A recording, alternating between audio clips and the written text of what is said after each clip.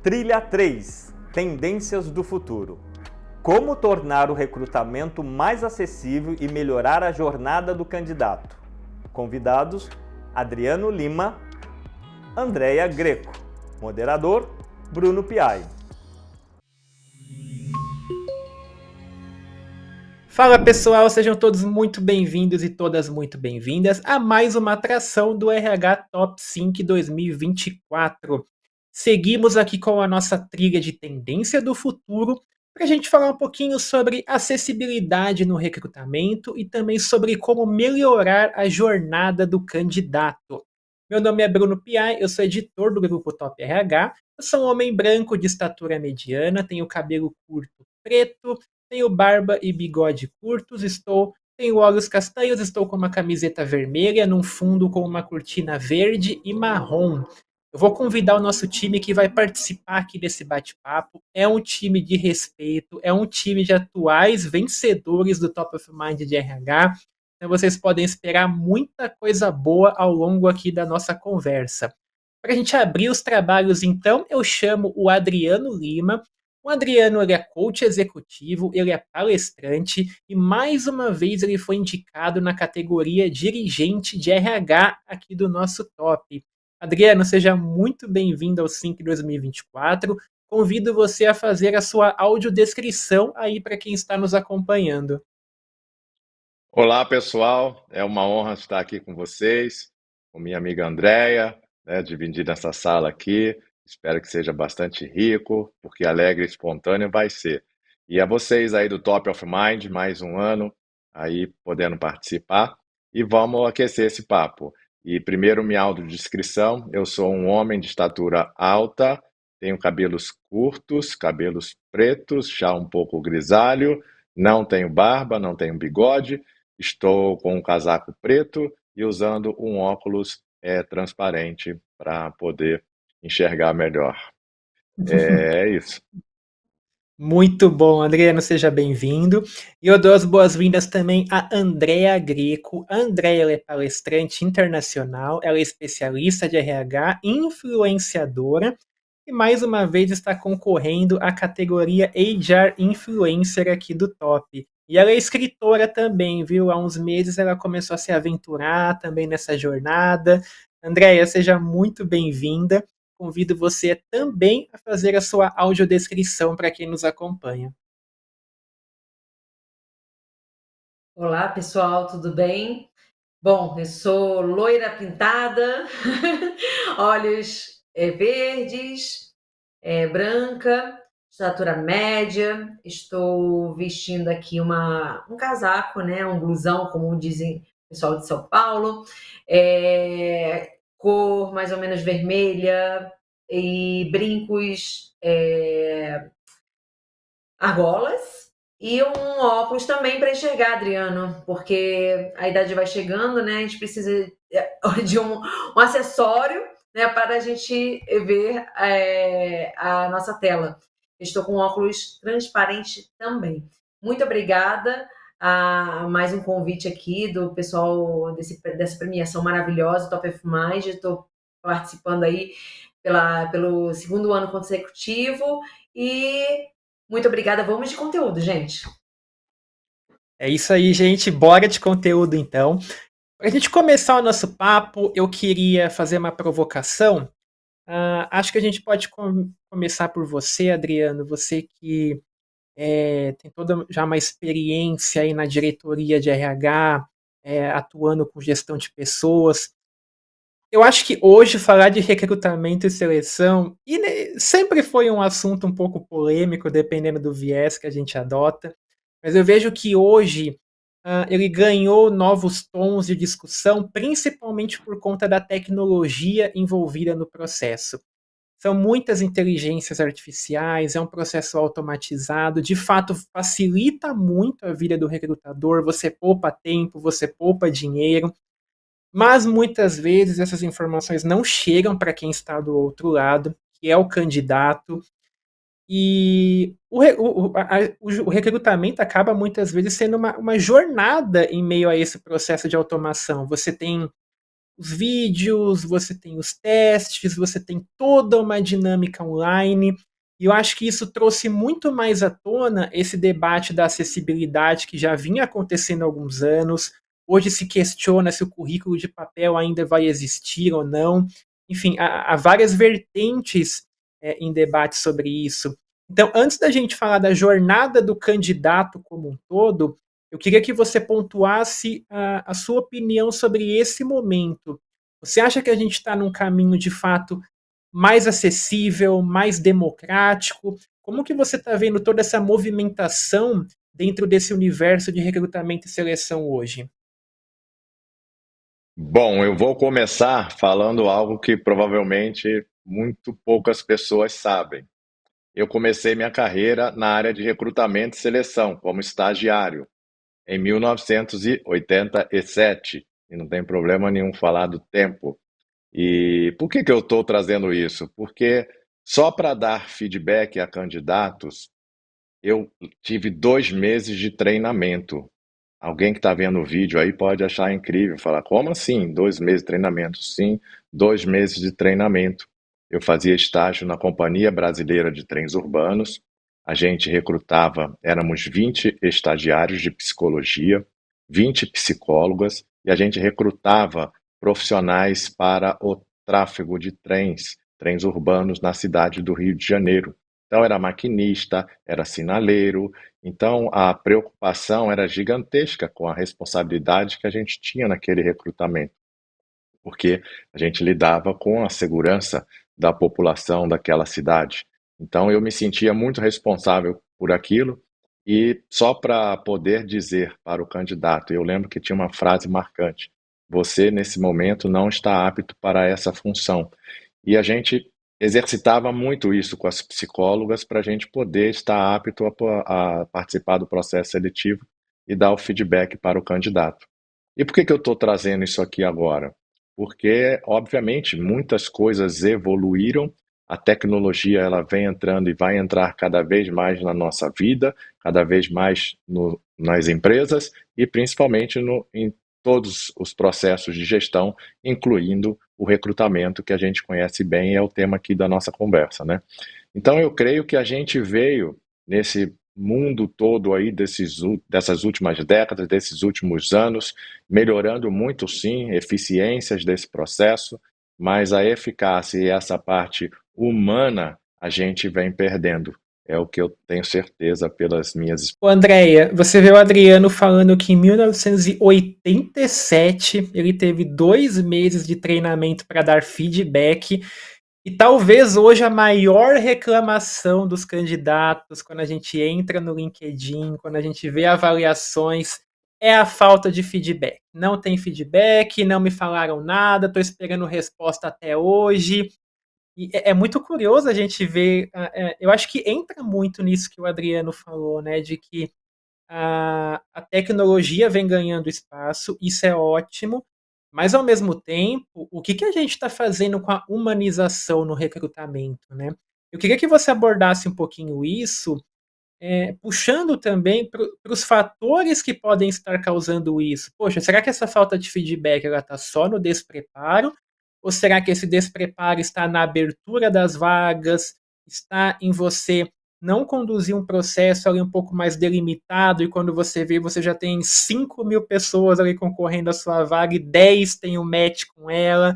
Então, onde que a gente está errando nesse sentido que faz com que o feedback seja uma ponta ali do iceberg, mas que o buraco seja muito mais embaixo também? É verdade, é verdade. E eu coloco muito, né, nos meus posts dentro do LinkedIn que eu faço, né? Eu faço até pelo menos uma vez por mês, eu repito esse post com outras palavras e eu falo uma frase. O recrutador de hoje pode ser o desempregado de amanhã. Então, se colocar no lugar do outro, né? Dar esse feedback. Ai, Andréia, mas são tantas vagas. Eu também já trabalhei em startup, eu trabalhei em empresas que eu tinha que fechar 30, 50 vagas mês. E aí, são famílias, são pessoas que gostariam de um status de processo seletivo. E aí, né? Imagina você sendo também o candidato, né? Participando do processo. Todo mundo merece um feedback, né? Um status, né? Como é que está o processo seletivo, né? Eu concordo com o Adriano. Tem se perdido muito essa parte de a gente falar muito de humanizar os processos, né? Eu falo que a gente tem que ter um cuidado com as pessoas, né? A gente está aí com o chat GPT, a gente está vamos usar a inteligência artificial para diminuir os processos, vamos focar mais nas pessoas. E eu não vejo tanto isso, tá? Eu bato na mesma tecla sempre de a gente estar se aproximando cada vez mais das pessoas, mas as pessoas usam a tecnologia e esquecem das pessoas. Então, eu vejo isso muito, né? Essas discussões dentro do LinkedIn. Ai, eu não recebo feedback. Ai, eu não. O recrutador não me dá. O processo seletivo está aberto há 3, 4, 5 meses. Será que está aberto, está fechado? Entendeu? Então, assim, eu acho que falta aí um pouco de cuidado com essas pessoas que estão se candidatando às vagas de emprego. Isso, Andréia. Até pelo conteúdo que você propõe no LinkedIn, pela base que você tem, eu imagino que muitas pessoas procurem você para falar sobre, compartilhem suas experiências. É claro que no mundo perfeito a gente tenta sempre enxergar com um viés um pouco mais otimista. A gente vê hoje isso tão em discussão que dá aquela sensação que, poxa, se está sendo tão debatido, as empresas vão começar a sentir, vai começar a impactar na marca empregadora, na atração e retenção de talentos. A sensação que dá é que em algum momento as empresas vão parar e vão começar a agir. Mas essa é uma sensação minha. Eu queria que você compartilhasse o seu olhar em relação a isso. Você está notando nesse processo de jornada do candidato, que começa ali na divulgação da vaga, alguma evolução nesse sentido? Ou a gente ainda está engatinhando muito, ainda está um processo um pouco preguiçoso nesse sentido? Como que você está observando isso que você falou do cuidado com as pessoas, sendo ou não colocado em prática? Exatamente. Eu vejo isso muito, né? E eu falo, né? Tudo começa na hora da divulgação de uma oportunidade, na divulgação entre as pessoas, também até da própria empresa. Nem não, olha, não vou nem divulgar, porque essa empresa é XYZ. Né? Também trabalho, além de recrutamento e seleção para empresas que eu faço na minha empresa, eu também faço a parte de recolocação. E eu vejo muitos clientes meus, Andréia, poxa, empresa maravilhosa, X, eu não indico, é super tóxica, meu líder me adoeceu, eu não tive oportunidade, fui contratada para fazer a parte de inovação, eu não faço isso, eu não faço isso. Então, para quem me contrataram? Então, começa lá no início, como é que o recrutador vai contratar uma pessoa para inovação e não faz o papel dela, que é a parte de inovação dentro da empresa? Então, assim, isso tudo vem, com certeza, Bruno, desde antes, isso desde a divulgação da vaga até o final do feedback, que não é divulgado, não é proposto para o candidato, e fica assim, né? A empresa X, a empresa Y serve. E aí, aonde nós vamos parar? Todas as empresas não servem? Então, a gente tem que ter muito cuidado para a gente divulgar a vaga, para a gente vender a empresa que a gente está trabalhando também. E aí, Adriano, no final das contas, é uma bomba que sempre vai estourar no colo do RH, né? Porque muitas vezes a vaga está sendo divulgada ali, mas porque o gestor da vaga não faz a menor ideia do que ele está procurando, ele não tem noção do que vai encaixar ou não para dar um fit cultural com a empresa, o cara está pedindo italiano para chegar lá e falar em espanhol. Então, você já começa o processo todo errado por aí. A dinâmica do processo ela se torna mais complexa, a chance da contratação dar errada é muito alta. Então, muitas vezes, o RH ele centraliza todo o recebimento de mensagens não muito carinhosas, né, quando o processo está errado, mas eu acho muito importante fazer essa ressalva também de que é todo um trabalho em conjunto em que essa capacitação, esse treinamento, essas dinâmicas tem que passar também por outras lideranças, né? Bom, eu vou botar mais tempero aí na conversa. Acho que a Andrea foi muito feliz quando falou das tecnologias. E hoje a gente tem aí a inteligência artificial, o ChatGPT, o ATS, que é o Applicant Tracking System, que aí a Andrea sabe melhor do que eu das palavras-chave que os recrutadores utilizam. Isso tudo, óbvio, as empresas vieram buscando muita eficiência, como em todos os processos, porque as empresas cada vez mais têm suas margens apertadas, a concorrência é maior e a pressão por eficiência é gigantesca, inclusive em cima dos RHs. E aí se olha muito a eficiência e se olha pouco a eficácia, porque o ciclo vicioso ele vai atropelando as empresas, vai atropelando os RHs e a turma de recrutamento e acaba se tornando aí na eficácia para mim muito uma perda muito maior do que qualquer eficiência que a tecnologia possa trazer, porque a gente fica enxugando gelo. Essa é a realidade hoje de muitas empresas. Claro que muitas empresas aí têm um padrão de excelência, de eficácia muito bom, mas a grande parte está enxugando gelo, está aí fechando vaga, né, desesperado para fechar vaga. Por quê? Porque a gente tem empresas cada vez mais adoecidas, sim, cada vez mais com as questões de desempenho de curto prazo, de pressão, de chefes tóxicos. Então, é um ambiente que já está, né, muito ruim e as estruturas cada vez mais enxutas, em função da eficiência também que se busca. Isso inclui o RH, inclui a área de recrutamento.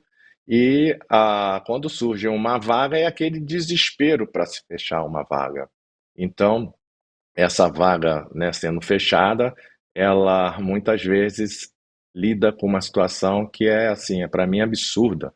Eu, quando estava na função executiva, eu ficava enfurecido.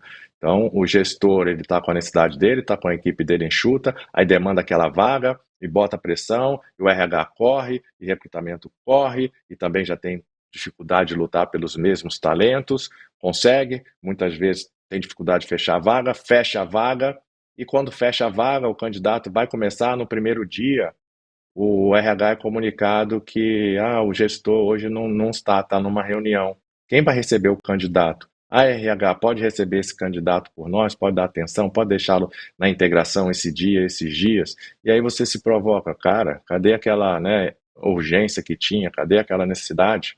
Então, executivos mesmo, e em todas as últimas empresas que eu passei, o cara sai de uma reunião e sai louco, sai ali, né, focadão, tem que contratar um gerente novo, o CEO aprovou essa vaga, chama o headhunter, aí você chama o headhunter, aí contrata, fecha o contrato, investe o dinheiro, e aí depois ele não tem tempo para entrevistar. Então, essas realidades que a gente encontra no dia a dia são muito dissonantes, porque não conversa com essa questão que a gente fala, né, da valorização das pessoas, do cuidado com as pessoas. Então, RHs, aqui uma coisa que eu quero muito dizer para vocês e que eu dizia para mim a vida inteira: essa responsabilidade é sua, essa responsabilidade é nossa, de garantir esse processo correto, respeitoso, transparente. E claro, eu já errei muito, mas eu nunca abri mão desse meu posicionamento. E eu vejo muitos RHs assim, muito se omitindo nisso. Então, não, a responsabilidade é sua, o processo é seu. Eu falo, a área de finanças não me deixa usar um recurso financeiro da empresa que não seja de forma adequada. A área de marketing não me deixa usar a marca de forma inadequada. Eu não posso usar um sistema que não seja homologado pela área de TI. Porque eu, RH, vou ter que permitir processos de recrutamento assim absurdos. Nossa, então é uma chuva de desrespeito que a gente vê, não só no meu dia a dia, que eu já tive também, tive que brigar muito, e aqui não sou nem melhor nem pior que ninguém, mas eu sempre assumi, não sei se é porque eu comecei nessa área. A Andrea também aí é uma lutadora dessa causa. Então, RHs, essa batalha é sua, essa batalha é nossa. Então, os problemas que a gente vê de falta de comunicação, de transparência, de feedback, e é um ciclo vicioso que a gente tem que lutar. Não sei se um dia vai acabar, mas eu acho que é uma das missões que a gente tem, diminuir. Isso ocorre em todos os níveis.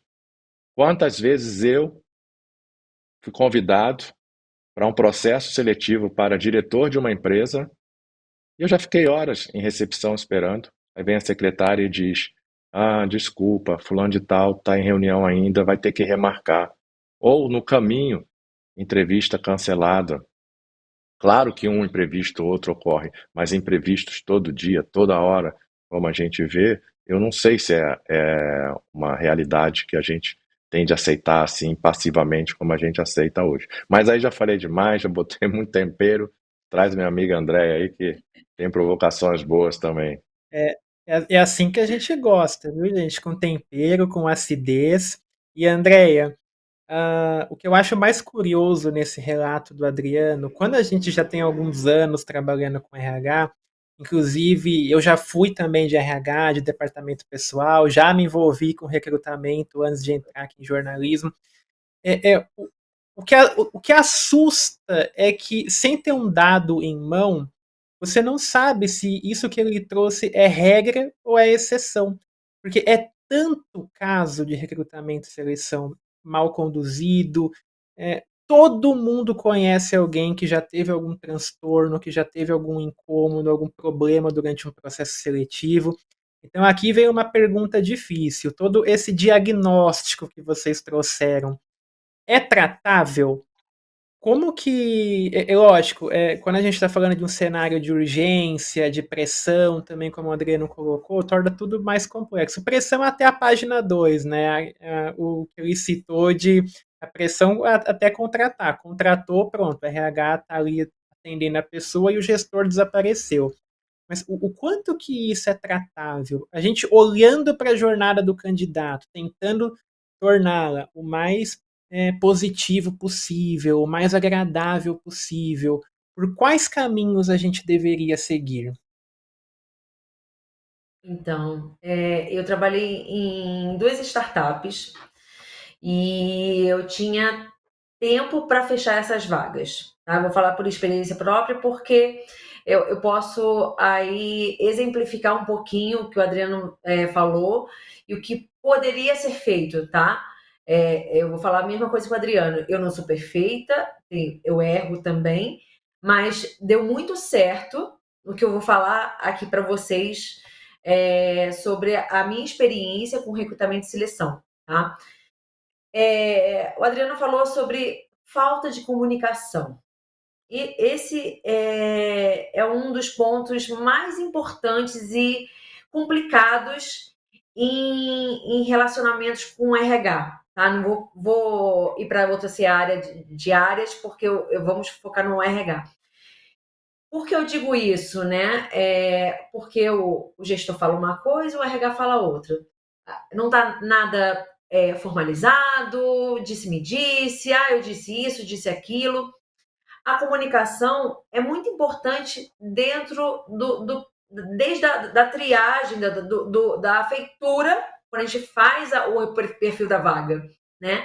Então, a gente tem que colocar lá o que o gestor quer. E eu, quando eu trabalhava com recrutamento e seleção, eu levantava meu bumbum da cadeira, né, para ir até as áreas e eu perguntava: você quer isso? O que é prioridade? O que não é desejável?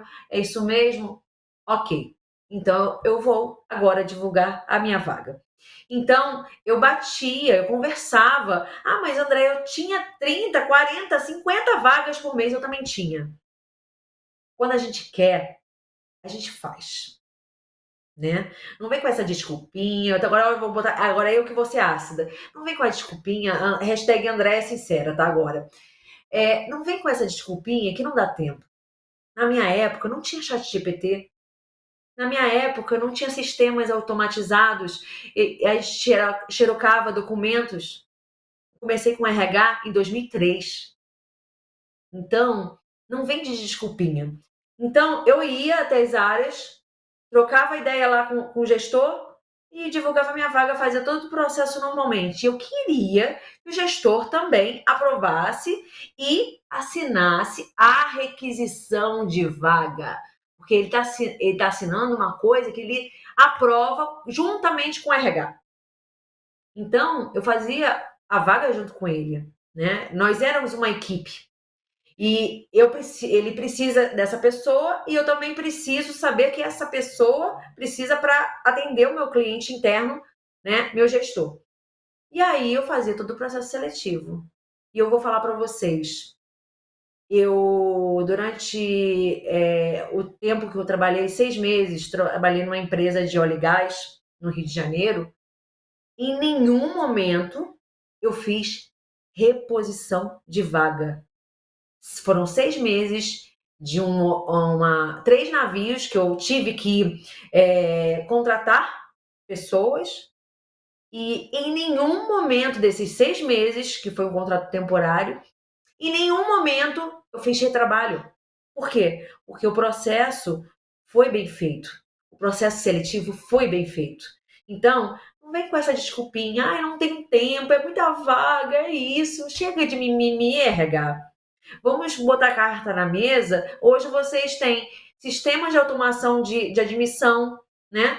A maioria dos RHs tem. E o chat GPT, né, gente? Por favor. Então, assim, eu tô falando de 2003. Na minha época não tinha isso. Não tinha. A gente tinha que tirar xerox de toda a admissão. Então, vamos usar essa tecnologia para a gente se aproximar das pessoas e não nos afastar dela.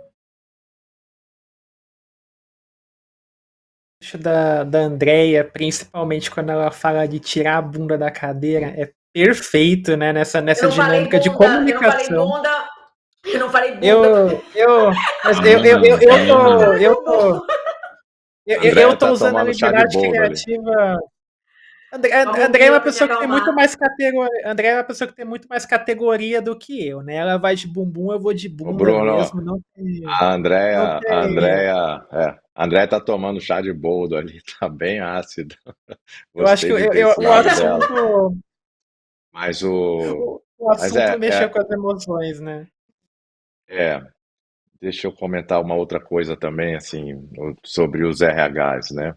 A gente vê os RHs nessa sinuca aí, André, acho que falou muito bem, né? De ter acesso hoje a tantas ferramentas, tecnologia que a gente não tinha. Anteontem eu estava falando para o meu filho o que era comunicação interna na empresa, que a gente não existia nem e-mail nessa época, né? Estou falando década de 80 e boa parte da década de 90 que eu trabalhei fazendo recrutamento. E eu, depois da CBTU, fui para a Mil, e minha primeira função na Mil foi recrutar vendedores. E eu ia para a rua, sair com os vendedores para entender o que eles faziam, para falar com o cliente e perceber o que o cliente mais esperava naqueles profissionais. Isso me ajudava muito no meu índice de acerto no recrutamento. E, de novo, né, sem ser melhor, pior que ninguém, mas práticas aqui que a gente fez, e hoje a gente vê os RHs todos atolados aí nos seus processos, né, nas ferramentas que deviam ajudar, e concordo com o André, e reclamando que tem muita vaga, mas prioriza e foca, mas faz bem feito o que deve ser feito e vai fazer o básico. Outro problema que eu vejo hoje, e vou botar de novo o dedo na ferida, é a juniorização da área de recrutamento. É muito profissional júnior nessa área e que não tem atenção, não tem treinamento, não tem orientação. Estou te absolvendo, tá, cara júnior aí porque eu também já fui, mas eu tive assim excelentes supervisoras. Eu tive treinamento, como eu falei aqui, de 2 meses. Então, como eu e o André estamos falando, se você vai e faz o básico muito bem feito, que é a descrição da vaga muito bem feita, que é um problemão que a gente vê hoje aí nas redes sociais, né? Vagas pobres ou vagas ricas demais, exigências absurdas, ou vagas pobres sem informação nenhuma. Por quê? Porque não fizemos bem o dever de casa. Se a gente faz bem o dever de casa, da descrição da vaga, né, correta, se a gente faz, né, a descrição do perfil muito bem feito, se a gente define bem as fontes de recrutamento, onde aqueles profissionais que têm aquele perfil podem estar, e se a gente vai tocando aí o processo de recrutamento, que é abastecer, né? Se abastecer com uma quantidade adequada e suficiente de candidatos para você fazer o seu recrutamento, que é recrutar uma base que vai para a seleção, que aí já é uma base comparativa, classificatória, que você vai investir mais nas entrevistas ou dinâmica de grupo, eu não sei o que você usa, interagindo com os gestores e fazendo, ou seja, fazer o básico muito bem feito, que eu acho que a gente está abandonando também. Então, o cara quer apertar um botãozinho lá e sair um cara contratado para aquela posição, isso é finir, não é assim. Então, eu acho que, de novo, tecnologia nenhuma vai substituir isso. Vai ajudar no que pode ajudar, no que é repetível, no que é previsível, no que é repetido, no que é, sabe, analítico, que pode ser feito ali, principalmente na parte da triagem. Agora, nessa parte humana, principalmente quando vai para a seleção, que é comparativa, que é classificatória, a gente costuma falhar.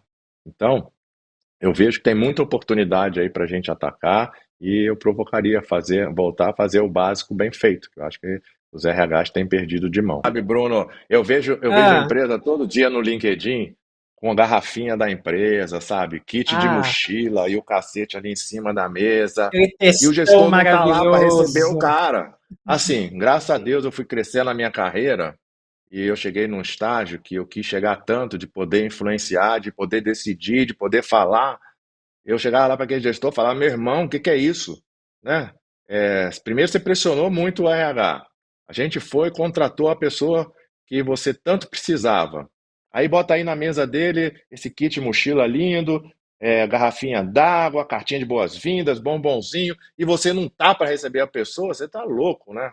O lado bom Então, da assim, empresa acaba aí, né? é, a gente tem que se indignar. Aí como que essa contratação vai dar certo?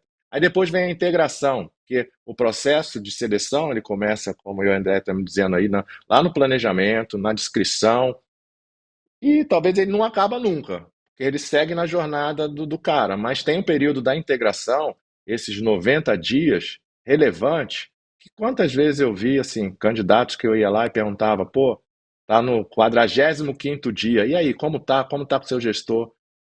Cara, uma vez ou outra eu encontrava a situação. Meu gestor não falou comigo ainda.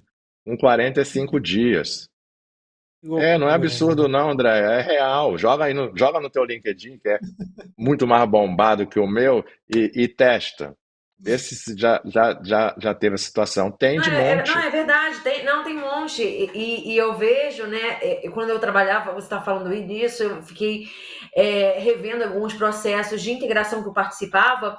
O gestor falava assim: André, deixa ele ir com você aí, deixa ele ir com você aí. Eu falei assim: gente, deixa ele com você, deixa com o RH, deixa com o RH. Eu falei assim: gente, ele me pediu, é para a área dele. Como é que pode isso, gente? Você falando isso, eu lembrava de alguns gestores que falavam isso para mim. Eu falei assim, gente, isso é um absurdo, mas existe, gente. Existe. Acaba E assim, tratando o é candidato difícil, como um é paciente no difícil hospital, né? é difícil pro RH se posicionar, e coincidentemente, acho que ontem ou anteontem eu soltei um texto sobre se posicionar, e quando me perguntam o principal pecado do RH, eu falo omissão, porque é difícil sim se posicionar, é difícil sim ter que, né, lutar contra isso, mas eu decidi jovem que eu ia encarar essas coisas porque eu estava ali no RH como uma missão. Então, a gente precisa ter esse sentido de missão, RH.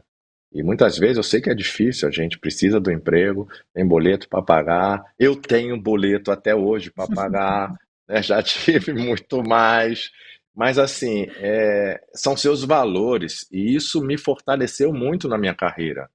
Eu, claro, com respeito, com educação, sabendo o momento certo, como falar, tem que lutar com essas coisas. Porque o cara, no fim do dia, ele pode ser que ele entenda, né? Igual o André deu exemplo aí, falar, pô, cara, você lutou tanto por essa pessoa, por essa vaga, está aqui, e porque isso contamina a equipe inteira. Porque não é só o cara que fica ali, né, constrangido, ou sem graça, ou frustrado. A equipe vê aquilo e se sente mal.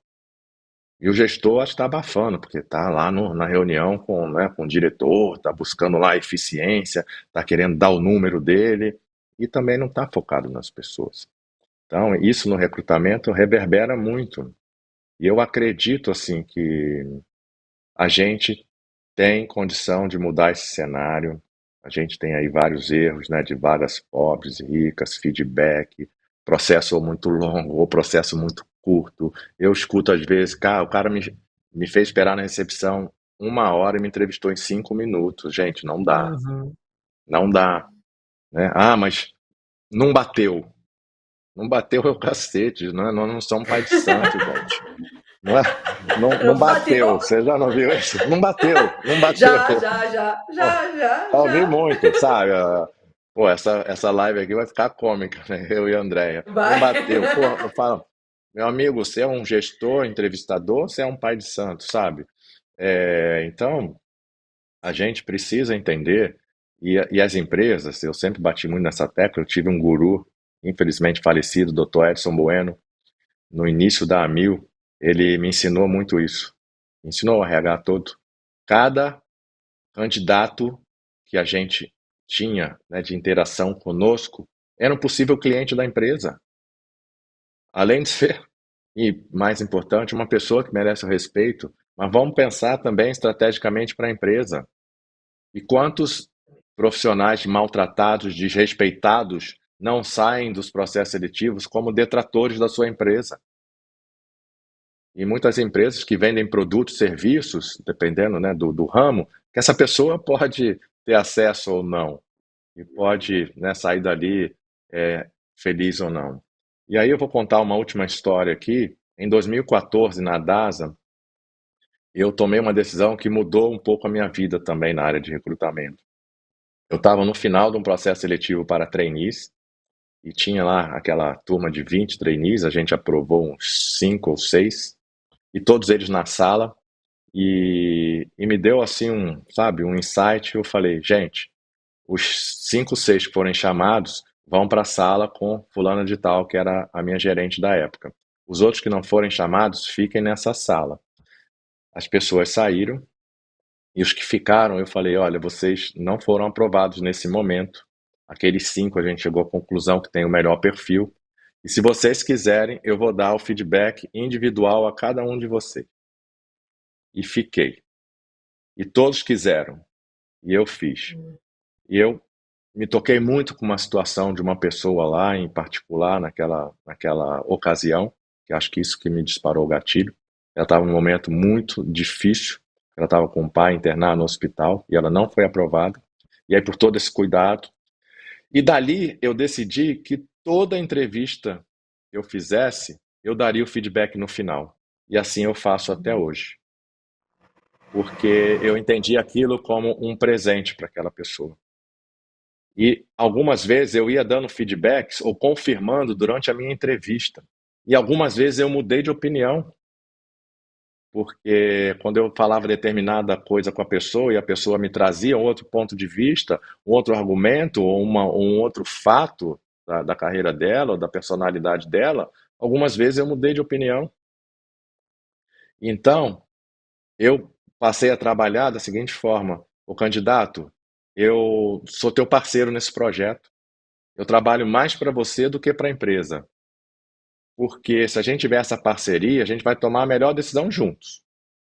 Porque para você sendo honesto, transparente, me ajudando também a te ajudar, a te conhecer melhor, a gente vai ter chance de errar menos.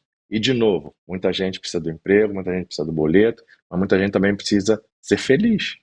Então, para ter essa integração com a cultura da empresa de fato, eu preciso te conhecer bem.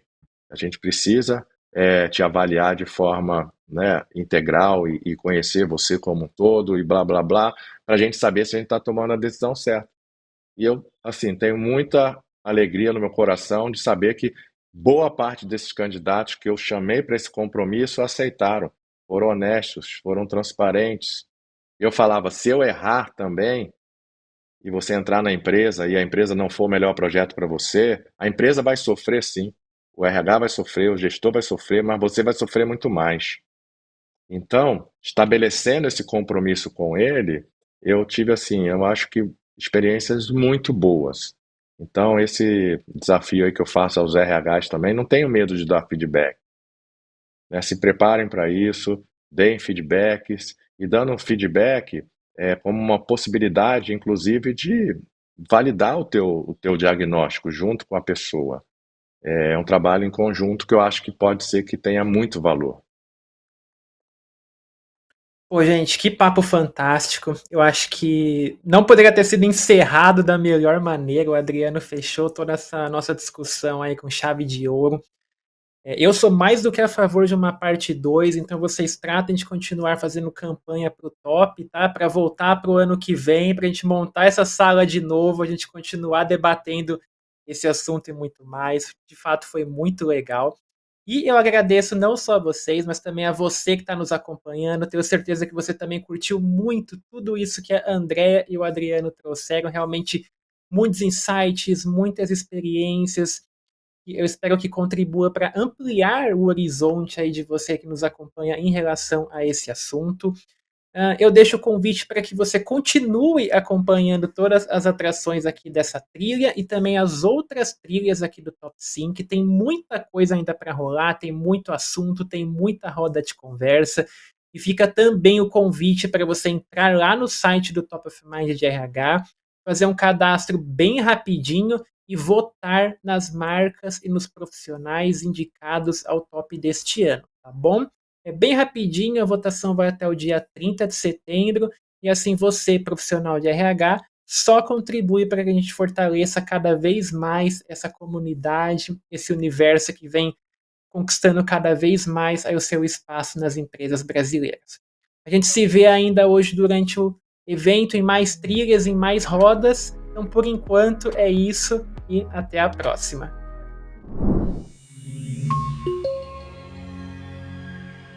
As votações para a edição 2024 do Prêmio Top of Mind de RH terminam no próximo dia 30. Acesse, inscreva-se e vote!